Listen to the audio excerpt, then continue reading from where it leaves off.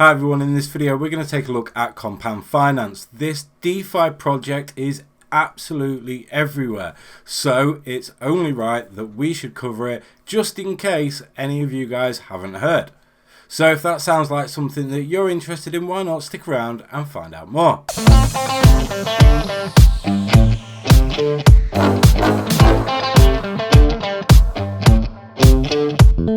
So DeFi projects are pretty much 2020's equivalent of the 2017 ICO gold rush, if you will, with everybody and his dog trying to catch the next project that's getting ready to blow up. At present, this is Compound. Compound has gone from $60 over the past couple of months to $320.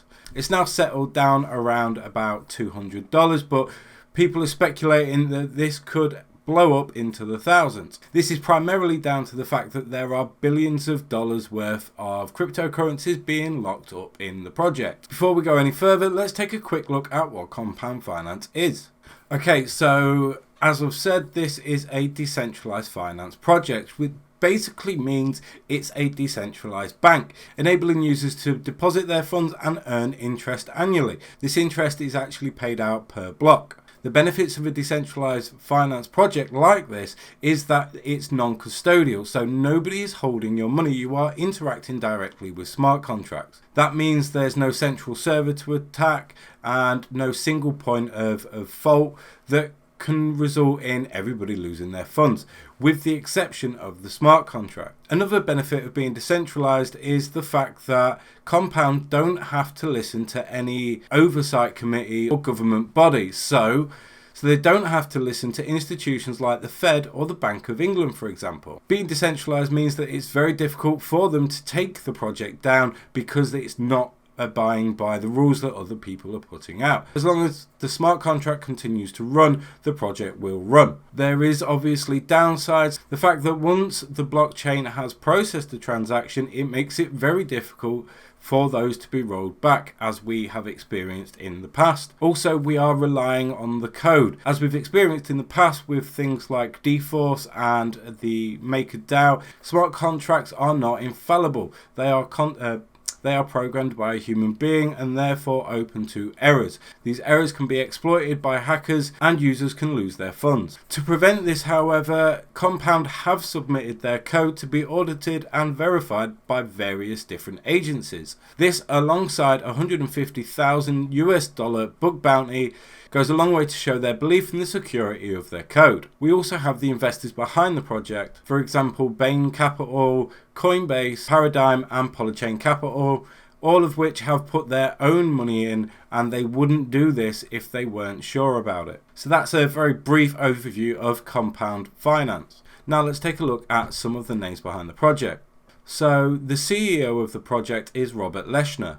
He's a chartered financial analyst and has also previously founded 2 software companies. Initially, when I saw this, I was a little bit concerned about the profile images. The fact that they've been manipulated in the way they have made me feel like it had been done to make it difficult to track down whether these images had been taken from Google Images, and this initially raised a red flag for me.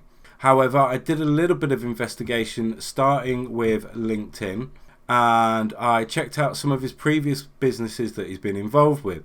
So I had started to dig into some of these companies a little bit just to make sure that Robert was legit. I would find the company information and find out whether his name had actually been registered with these companies or not. I'm pleased to say that he is associated with all of the companies that he's put on his LinkedIn profile. I also dug a little bit deeper and found a New York Times wedding announcement that shows him to be who he is. I'm not entirely certain why some of the people on the company have edited the images this way. However, I've done my research and I feel very confident in the fact that they are who they say they are. Before we go ahead and check out Compound, I just wanted to say, if you are enjoying this video or you are a fan of Bitcoin for Beginners channel, then why not like this video and subscribe to the channel below. Also, I'd love to find out whether you've already checked out Compound and what your experiences are. So definitely make sure you leave me a comment below letting me know your thoughts and opinions on Compound Finance. Okay, so here is Compound Finance. Now, it's a really clean, simple user interface, which I like. It's very, very simple to use. You just go ahead and connect your MetaMask wallet. If you're not using MetaMask yet, you can link your Ledger Nano, or if you're interested in getting MetaMask, I will include a link down below. So I have already linked my MetaMask wallet. I have a little bit of Ethereum and some USDC. All I've done so far is enable myself to use my USDC as collateral by switching the collateral switch on here. I'm going to do the same now with Ethereum so you can see how that works. Okay, so I'm just allowing MetaMask and Compound to interact and allow me to use Ethereum as collateral. So that's going to give me a pop-up, which is on the other screen. There we go.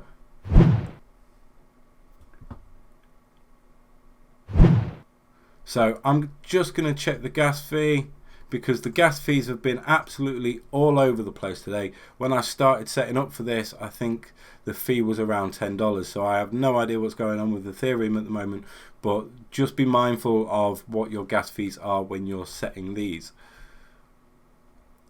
So we've broadcast that, and we're just going to wait for it to be confirmed on the blockchain.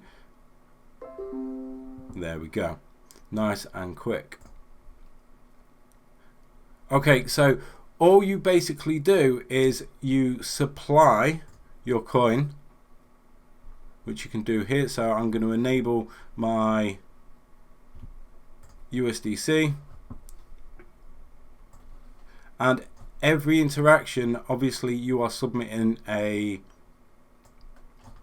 smart contract, so be aware that you are going to probably spend a little bit of money on fees. Okay, so now that's been confirmed. If I just refresh the page,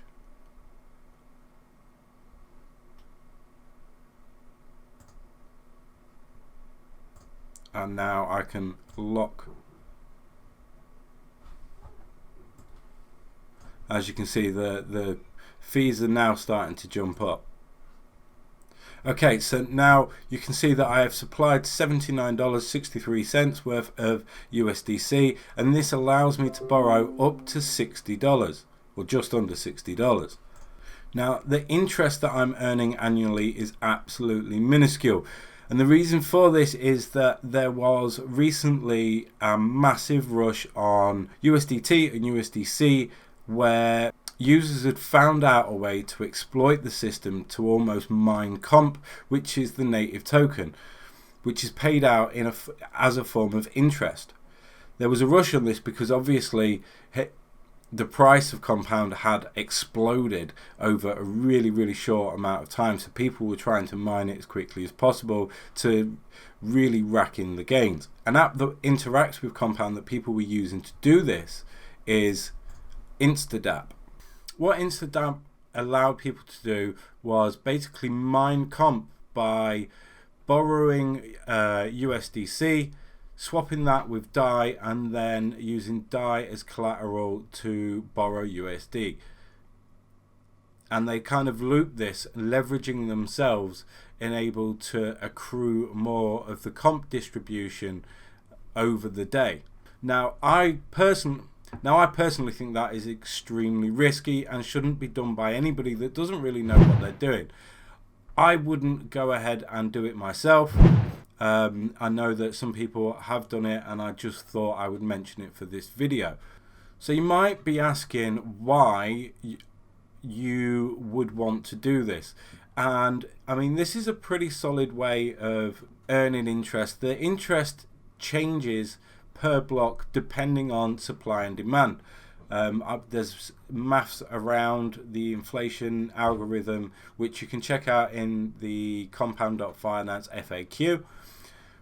As you can see here, BAT token has a current APY of 13%. This will and has changed. When I looked at this yesterday, it was around 24%, so this is actually decreasing. You can see if you borrow, you have to pay 32%. So this is constantly changing, and you should definitely check out check this out on a relatively regular basis to find out what has the most interest if you are wanting to chase those yields. Now, of course, I do have to express that even though there may be an opportunity to make a serious amount of money leveraging yourself, it's very easy to over leverage yourself, and anybody that's checking this out should use risk management to prevent themselves getting liquidated. Which brings me on to the fact that you can and will get liquidated if you overextend yourself on this platform. So if we look at my Ethereum, for example, I could in theory supply my Ethereum, and that would increase my borrow limit to just under 100. That would mean that I could borrow $100 of USDC or DAI or USDT. But what you need to be aware of in this instance is if the price of Ethereum drops suddenly in reaction to Bitcoin dropping 10-20% in a flash crash, and the value of my supplied Ethereum wasn't enough to cover the assets I've borrowed, then I would be liquidated and I would lose all of the Ethereum and the USDC that I had supplied to the protocol. So this is another reason why we have to be very aware and implement risk management if we do use this platform. The same also goes if you were to supply any asset and then borrow something like Ethereum, Arga, or the BAT token.